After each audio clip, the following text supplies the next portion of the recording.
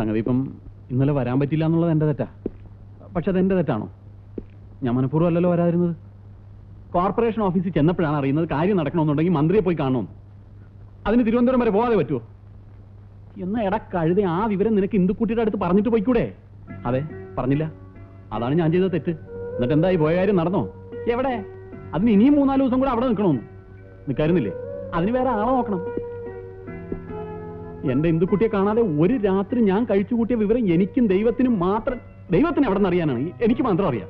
മതി മതി, വിശ്വട്ടിന് പുറത്തേക്ക് ഇറങ്ങി കഴിഞ്ഞാൽ എന്നെ പറ്റി ഒരു ചിന്തയില്ല. ഇന്ദു, നീ അത് മാത്രം പറയരുത്. ചിന്തയില്ലാഞ്ഞിട്ടാണോ ഞാൻ ഇത്രയും പെട്ടെന്ന് ഓടിയെത്തിയത്? വിശ്വട്ടിനറിയോ, ഫ്ലാറ്റ് കെട്ടിക്കൊടുക്കാമെന്ന് പറഞ്ഞ് വിശ്വട്ടൻ കാശ് വാങ്ങിച്ചവരൊക്കെ രാത്രിയാകുമ്പോൾ കള്ളും കുടിച്ച് ഇവിടെ വന്ന് ബഹളം ഉണ്ടാക്കുന്നത്.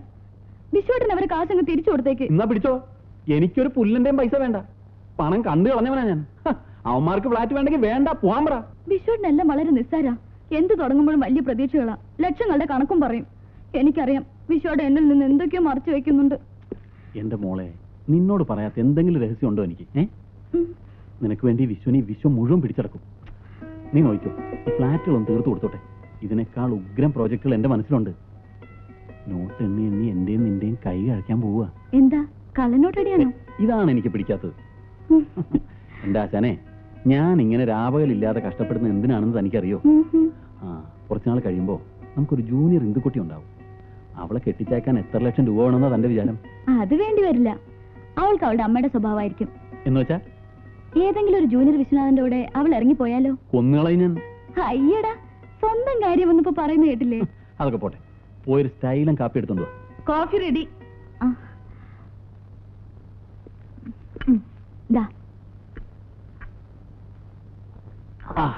ഇതാണ് കൈപ്പുണ്യം എന്ന് പറയുന്നത്. ഇത്രയും നല്ല കാപ്പി എന്റെ ജീവിതത്തിൽ ഞാൻ ഇന്ന് വരെ എന്റെ ഇന്ദുക്കുട്ടി ഉണ്ടാക്കിയേ കഴിച്ചിട്ടുള്ളൂ, അല്ലേ? മതി മതി, ഈ വാചകടിയിലെ പണ്ട് ഞാൻ വീണുപോയത്. വിഘ്നേശ്വര, ഈ തേങ്ങ കല്ലിലല്ല അടിക്കേണ്ടത്, എന്റെ നെഞ്ചത്താ. ഒരു സഡൻ ബ്രേക്ക് കൊണ്ടാ നീ എന്റെ ജീവിതത്തിലേക്ക് കടന്നു വന്നത്. എന്നിട്ട് പല ഫ്രോഡുകൾ കാണിച്ച് എനിക്ക് കിട്ടേണ്ട ജോലി തട്ടിയെടുത്തു. എന്നിട്ട് ഇപ്പോൾ ഒരു തേങ്ങയടി. എന്തിന്? തടസ്സങ്ങൾ മാറ്റാനോ? തടസ്സങ്ങൾ തുടങ്ങാനിരിക്കുന്നതേ ഉള്ളൂ. കലക്കും, ഞാൻ എല്ലാം കലക്കും. നോക്ക്, നിങ്ങൾ വെറുതെ എന്റെ പുറകെ നടന്ന് ശല്യം ചെയ്യരുത്. നിങ്ങൾ ആരാ? എനിക്ക് നിങ്ങളെ അറിയില്ല. നിന്റെ ഭർത്താവിനെ നിനക്ക് അറിയില്ല അല്ലേ? ഒഫീഷ്യൽ റെക്കോർഡിൽ ഭർത്താവും പേഴ്സണൽ റെക്കോർഡിൽ അനിയനും. ഇത് എവിടത്തെ ന്യായം? വെറുതെ ഇങ്ങനെ ബഹളം ഉണ്ടാക്കരുത്. എന്റെ സ്വഭാവം നിങ്ങൾക്ക് അറിയില്ല. ഞാൻ വളരെ മോശമായി പെരുമാറുന്നവളാ, പറഞ്ഞേക്കാം. ഓഹോ, ഇതിനേക്കാളും മോശമായിട്ട് നിനക്ക് പെരുമാറാൻ പറ്റോ? അപ്പൊ എന്നെക്കാളും ചീപ്പാണല്ലോ നീ. നീ ചീപ്പാണെങ്കിൽ നിന്നെക്കാളും 10 ഇരട്ടി ചീപ്പാവും ഞാൻ. എന്നെ കാണാം. കാണാം. എന്തായത് ക്ഷേത്രത്തിൽ വരുന്ന പെൺകുട്ടികളെ ശല്യം ചെയ്യുക? അയ്യോ, അതെ, പെൺകുട്ടിയല്ല, എന്റെ ഭാര്യ. ഞങ്ങൾക്ക് മുല കൊടുക്കുന്ന ഒരു കുഞ്ഞുള്ളതാ. കുഞ്ഞിന് മുല കൊടുക്കാതെ വന്നതിന്റെ പേരിൽ ഞാൻ വഴക്ക് പറയായിരുന്നു. എനിക്ക് എന്തെങ്കിലും ചെയ്യാൻ പറ്റുമോ? ഇപ്പോഴത്തെ പെണ്ണുങ്ങളല്ലേ ബേബി ഫുഡ് സംസ്കാരം. അതുകൊണ്ട് ഞാൻ പറഞ്ഞു മനസ്സിലാക്കായിരുന്നു. വളരെ ഉപകാരം. വരട്ടെ, കാണാം.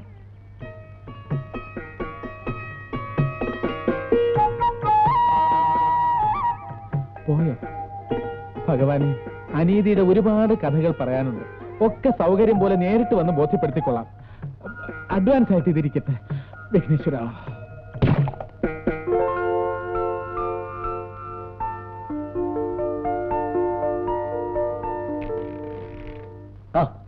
ഇതാരാ? എന്തൊക്കെയുണ്ട് വിശേഷം? ഒരു വിശേഷവും ഇല്ല. ഒരു ജോലി ശരിയാക്കാൻ നടക്കുക.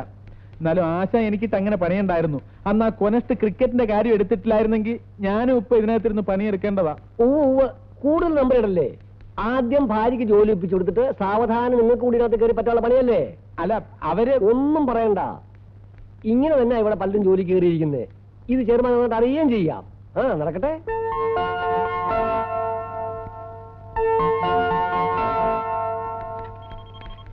മാഡം, ഹസ്ബൻഡ് കാണാൻ വന്നിരിക്കുന്നു. ഏത് ഹസ്ബൻഡ്? ഏത് ഹസ്ബൻഡ് എന്നോ? ഏത് ഹസ്ബൻഡ് എന്നല്ല, എന്റെ ഹസ്ബൻഡോ?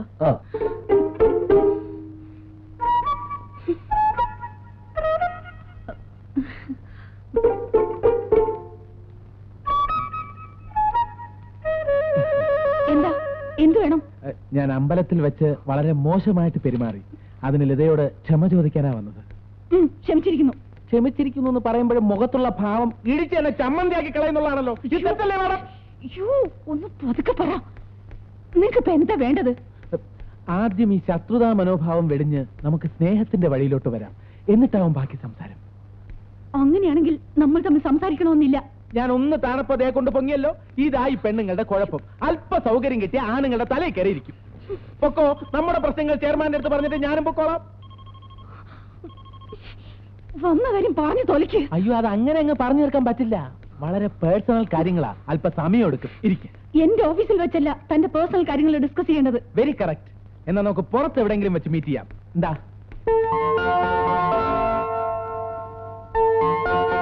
എന്തൊക്കെയാ നിങ്ങൾ ഈ പറയുന്നത്? 6 മാസത്തേക്ക് ഞാൻ പോലും പ്രൊബേഷണറി പീരീഡില്ല. അതിനിടയ്ക്ക് നിങ്ങൾക്കും കൂടി ഒരു ജോലി ശരിയാക്കി തരണമെന്ന് പറഞ്ഞ അത് നടപ്പുള്ള കാര്യം തന്നെ. അല്ല, സൗകര്യം പോലെ ശരിയാക്കിയാ മതി. ഞാൻ വെയിറ്റ് ചെയ്യാം. ഏതായാലും നമ്മൾ ഇത്രയും അടുത്തുപോയ സ്ഥിതിക്ക്. ആരടുത്തു? കൂടുതൽ സ്മാർട്ട് ആവാനൊന്നും നോക്കണ്ട. ദേ, ഓഫീസിൽ വെച്ചായതുകൊണ്ട് ഞാനൊന്നും പറഞ്ഞില്ലെന്നേ ഉള്ളൂ. തനിക്ക് വട്ടി കളിപ്പിക്കാൻ അത്ര പൊട്ടിപ്പണൊന്നുമല്ല ഞാൻ. അതിന് വേറെ ആളെ നോക്കണം. ഈ ലതയുടെ ഓരോ തമാശ എപ്പോഴെങ്ങനെ. ആദ്യം തമാശയൊന്നും വേണ്ട. ജോലി വാങ്ങിച്ചു തരുന്ന കാര്യം ഞാൻ പിന്നീട് നോക്കാം. ഞാൻ പോവാ. അല്ല, കാര്യങ്ങൾക്കൊക്കെ ഒരു തീരുമാനമാകാതെ അങ്ങനെ പോയാലെങ്ങനാ? തീരുമാനോ?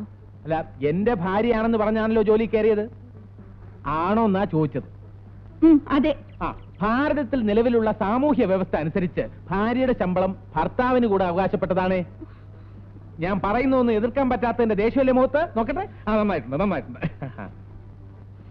സോ ഞാൻ പറഞ്ഞുകൊണ്ട് വന്നത്, എനിക്കൊരു ജോലി ശരിയാക്കി തരുന്നത് വരെ മാഡത്തിന്റെ ശമ്പളത്തിന്റെ 50% എല്ലാ മാസവും കൃത്യമായി എനിക്ക് കിട്ടണം. ഓക്കെ? സാധ്യമല്ല. നാണമല്ലല്ലോ തനിക്ക് ഇങ്ങനെയൊക്കെ ചോദിക്കാൻ. ബേസിക്കലി മൊത്തത്തില് എല്ലാ കാര്യത്തിലും അല്പം നാണക്കുറവുള്ള പാർട്ടിയാണ് ഞാൻ. ഇത് അതുകൊണ്ടൊന്നുമല്ല, വേറെ വഴിയില്ലാഞ്ഞിട്ടാ. ശരി, 50% ഞാൻ തന്നില്ലെങ്കിൽ? അങ്ങനെ ഒരു പ്രശ്നം ഉണ്ടായില്ലെന്ന് എനിക്കറിയാം. മാഡത്തിനൊരു ജോലി അത്രയും അത്യാവശ്യമല്ലായിരുന്നെങ്കിൽ ഇതുപോലൊരു കള്ളം പറയുമായിരുന്നു. ഓ ഈശ്വരാ, എന്റെ കഷ്ടകാലത്തിനാ ഇങ്ങനെ ഒരു കള്ളം പറയാൻ എനിക്ക് തോന്നിയത്. അതിന് ഇത്രയും വില കൊടുക്കേണ്ടി വരുമെന്ന് സ്വപ്നത്തിൽ പ്രതീക്ഷിച്ചില്ല അല്ലേ? എല്ലാം നല്ലതിനാണെന്ന് കരുതിയാൽ മതി. അല്ല മാഡം, ഇനി എമൗണ്ടിന്റെ കാര്യത്തിലാണ് തർക്കമെങ്കിൽ ഈ പകുതി എന്നുള്ളത് 3-1 എനിക്ക് വിരോധമില്ല. എന്തു പറയുന്നു? നാശം പിടിക്കാൻ സമ്മതിച്ചു. എന്നാ കൈ തന്നെ. എന്തിന്? കയ്യിലടിച്ച് സത്യം ചെയ്യാൻ. ദേഹത്ത് തൊട്ടുള്ള സത്യം ഒന്നും വേണ്ട. ഞാൻ പറഞ്ഞതാ. ഒരു മിനിറ്റ് നിന്നെ. ഒരു ചെറിയ ബില്ല് കൂടെ കൊടുക്കാനുണ്ടായിരുന്നു. ഒരു നാരങ്ങ വെള്ളം, ഒരു പ്ലേറ്റ് ബജ്ജി.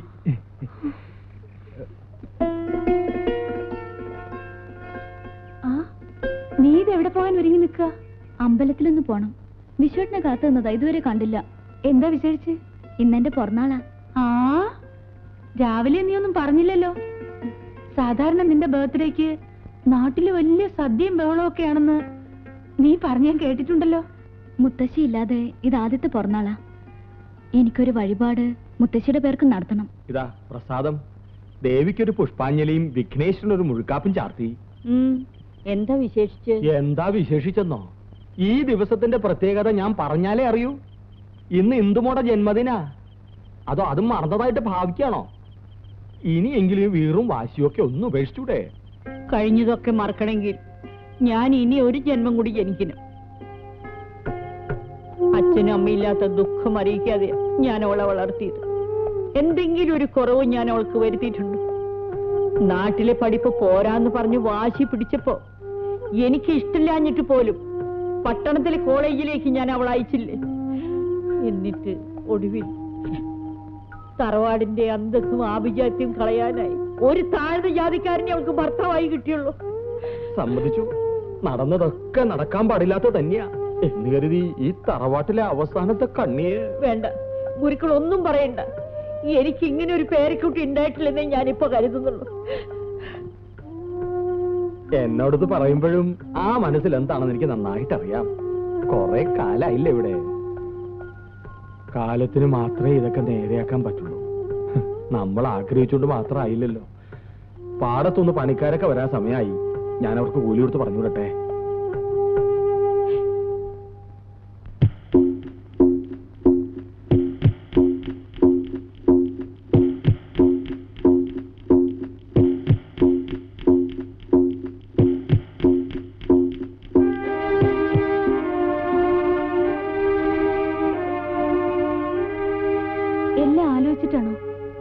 തീരുമാനം എടുത്തത്? കുറച്ചു നാളത്തേക്ക് ഇവിടെ നിന്ന് മാറി നിന്നില്ലെങ്കിൽ ആകെ കുഴപ്പമാ. കസ്റ്റമേഴ്സ് ഒക്കെ എന്തു പറഞ്ഞാലും കൺവിൻസ്ഡ് ആവാത്തൊരവസ്ഥയാ. എന്റെ ഈ അവസ്ഥ മാക്സിമം മുതലാക്കാൻ ശ്രമിക്കുകയാണ് ആവറാച്ചൻ. എത്രയും വേഗം അയാളുടെ പണം കൊടുത്തു തീർത്തില്ലെങ്കിൽ ചിലപ്പോൾ പ്രോപ്പർട്ടി മുഴുവൻ അയാളുടെ കയ്യിലായിരുന്നിരിക്കും. എനിക്ക് ഏറ്റവും പ്രതീക്ഷയുണ്ടായിരുന്ന ഒരു പ്രോജക്റ്റ് ആയിരുന്നു ഇത്. അതിനിങ്ങനൊരു വിധി. പക്ഷെ തോറ്റു പിന്മാറാൻ ഞാൻ നിശ്ചയിച്ചിട്ടില്ല. മദ്രാസിൽ നിന്ന് കുറച്ച് ഫൈനാൻസ് അറേഞ്ച് ചെയ്യാൻ പറ്റിയ ഞാൻ രക്ഷപ്പെട്ടു. എന്നാലും ഇന്ദുവിനോടൊരു വാക്കുപോലും പറയാതെ പോകുന്നത്.